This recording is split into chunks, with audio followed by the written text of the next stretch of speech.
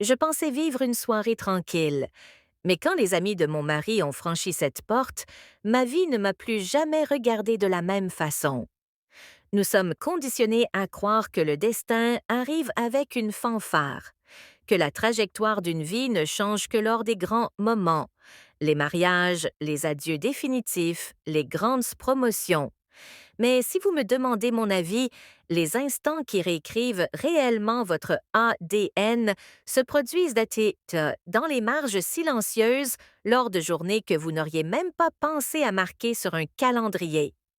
Je n'aurais jamais imaginé qu'un vendredi soir orageux et isolé se transformerait en l'une des nuits les plus douloureusement belles de ma vie. Les trois meilleurs amis de mon mari, des hommes que j'avais toujours considérés comme de bons gars, mais totalement étrangers à mon monde intérieur, ont fait irruption dans ma solitude. Ivre, désordonné, complètement sans armure. Ce qui s'est déroulé dans les heures suivantes a démantelé ma vision de mon mariage, de ma propre identité et du pouvoir surprenant de la vulnérabilité. Avant d'entrer dans cette histoire, prenez juste une seconde pour vous abonner à la chaîne et cliquez sur le bouton Like. Cela nous aide énormément à grandir. Et je suis curieuse. Laissez un commentaire en me disant de quelle ville ou de quel pays vous écoutez ce soir. J'adore voir jusqu'où voyagent toutes ces histoires. Maintenant, commençons. La soirée avait commencé comme ces nuits que les introvertis chérissent comme de l'or. Mon mari, James, était sorti pour une fête de départ à la retraite d'un collègue. J'avais décliné l'invitation. Désireuse de retrouver le silence de notre maison, je me suis préparé une forte tisane de camomille. J'ai enfilé mes chaussettes en laine les plus épaisses et installé une toile dans le salon, avec l'intention de peindre pour la première fois depuis des mois. La maison était enveloppée de calme. Le seul bruit venait de la pluie d'hiver qui fouettait violemment les vitres, une forteresse chaleureuse me séparant du chaos extérieur. Je venais tout juste de mélanger une nuance de bleu, sentant enfin mes épaules se relâcher, quand un martèlement chaotique à la porte d'entrée brisa la paix. Au début, j'ai cru que c'était le vent ou une branche contre le porche. Puis la serrure a cliqué, la porte s'est ouverte brusquement et trois silhouettes ont... Quel genre de chose! Il a sorti un dossier. À l'intérieur, des relevés bancaires, des rapports d'investissement, des documents que je n'avais jamais vus. Tu savais que papa avait trois comptes courants différents? Trois? Non, nous avons juste le compte commun. Il a pointé une colonne de chiffres. Celui-ci est à zéro depuis 6 mois. Celui-là a été fermé l'année dernière et celui-ci... Il a tapoté un troisième relevé, qui est un solde de 43 dollars. La pièce a semblé basculer. Ce n'est pas possible. Rien que notre compte retraite devrait contenir plus de 400 000 dollars. Le visage de David m'a tout dit avant même qu'il ne parle. Maman, je ne le trouve pas. Rien du tout. Cette nuit-là, je n'ai pas dormi. J'étais allongée dans le lit que Bob et moi avions partagé pendant des décennies, fixant le plafond, mon esprit rejoint les souvenirs. Les mardis à la banque, son insistance à gérer seul l'argent. La façon dont il me tapotait la main en disant « Ne t'inquiète pas pour ces choses ennuyeuses, Maggie, je m'en occupe. » Il s'en occupait, en effet. Jeudi matin est arrivé, froid et gris. Je me suis habillée avec soin, choisissant un blazer bleu marine et un pantalon. Une armure, pas une tenue de deuil.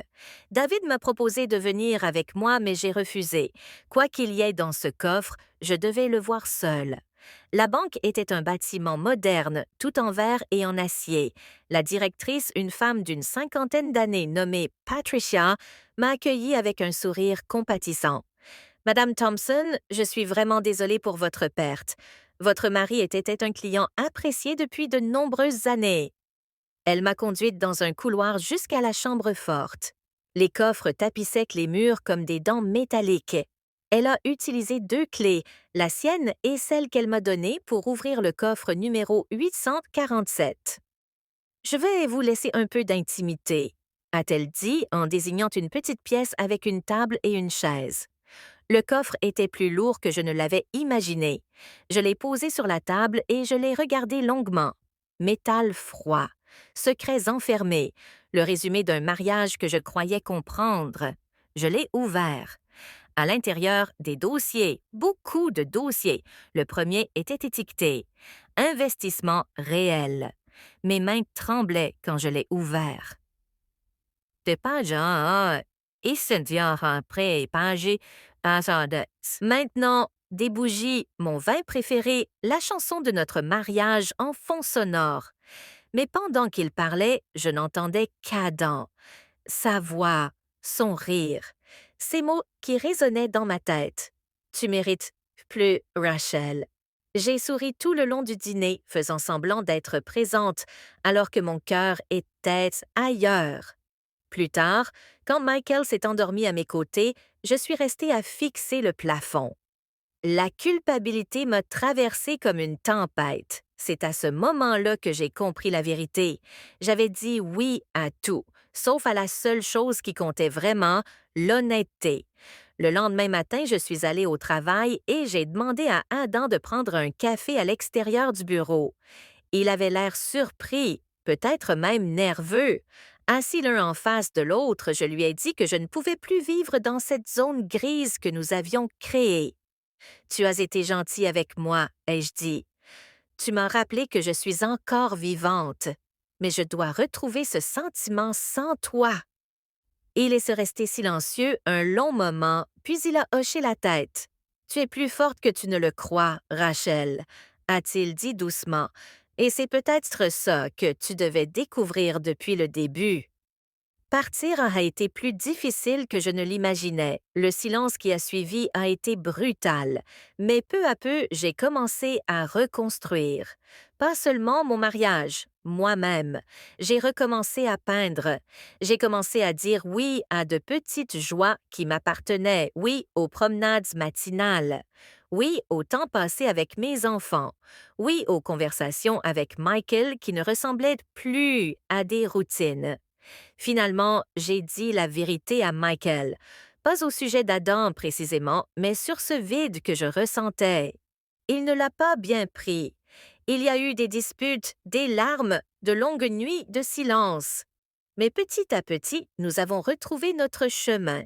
Il a recommencé à être présent, vraiment présente, et moi, j'ai appris à lui pardonner et à me pardonner. Des années plus tard, je repense encore à ce chapitre de ma vie, non pas avec des regrets, mais avec lucidité, parce que parfois, l'infidélité ne commence pas par un baiser, elle commence par l'absence, par la solitude, par le fait de dire oui à tout le monde, sauf à la personne que l'on a juré d'aimer. J'ai dit oui à tout parce que j'avais peur de dire non au vide dans mon cœur. Mais j'ai compris une chose d'essentielle. Le véritable amour n'est pas d'être toujours heureux, c'est faire face à la vérité, même quand elle fait mal, et choisir de reconstruire plutôt que de fuir. Et aujourd'hui, quand je regarde en arrière, je réalise que le mot le plus puissant dans une relation n'est pas oui. Parce que dire non aux mauvaises choses, c'est la seule façon de dire enfin oui aux bonnes, même si rien n'avait été dit.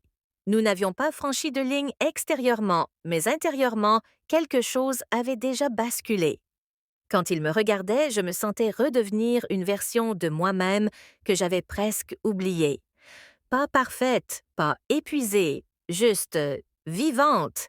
Et je crois que c'est cela qui m'a le plus effrayée. Scène 8. L'espace entre deux vies. Après cette nuit-là, le silence avait une nouvelle signification. Chaque regard avait du poids. Chaque mot restait suspendu un peu trop longtemps. J'ai commencé à m'habiller avec plus d'intention, des détails subtils, une touche de couleur, un bijou que je n'avais pas porté depuis des années. Je me disais que c'était pour moi, mais au fond, je savais très bien qui je voulais voir remarquer. Ethan, bien sûr, a remarqué, mais pas de la manière que j'espérais. Tu sembles distraite ces derniers temps, a-t-il dit un soir d'un ton léger, mais avec un regard attentif. Quelque chose au travail? J'ai souri trop vite. Un gros projet, ai-je répondu. Il a hoché la tête, confiant, et cette confiance aveugle m'a fait plus mal que la colère n'aurait jamais pu le faire. Ce soir-là, je suis restée assise dans ma voiture, sur l'allée, longtemps après être rentrée. La lumière du salon brillait doucement à travers la fenêtre. Une image parfaite de paix domestique. À l'intérieur de cette maison se trouvait tout ce que j'étais censée vouloir. Et pourtant, assise là dans l'obscurité silencieuse, je me sentais étrangère à ma propre vie. Scène 9, la pluie qui a brisé le silence. Une semaine plus tard, la pluie est revenue. Une de ces pluies de Seattle qui semble interminable, douce, régulière, rythmée, le genre de pluie qui rend tout plus lourd et plus intime.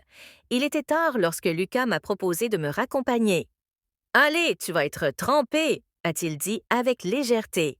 J'ai hésité, puis j'ai accepté. Le trajet s'est fait dans le calme.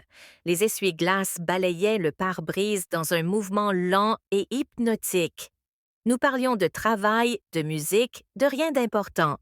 Mais sous chaque mot, il y avait le murmure de quelque chose de plus profond, quelque chose de non dit.